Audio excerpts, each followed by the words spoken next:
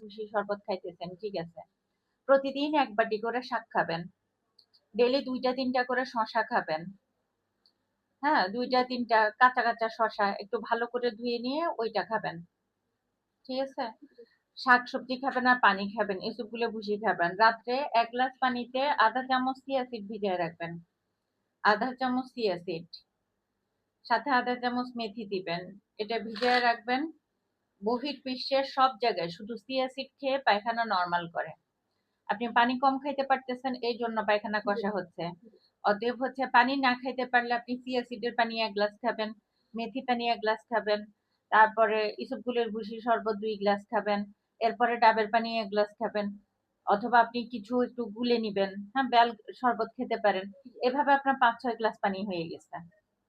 এছাড়া চেষ্টা করবেন একটু মুড়ি চাবায়ে খাবেন, একটু হচ্ছে বাদাম চাবায়ে খাবেন। খেয়ে কিছুক্ষণ পরে আপনি একটু পানি খাবেন।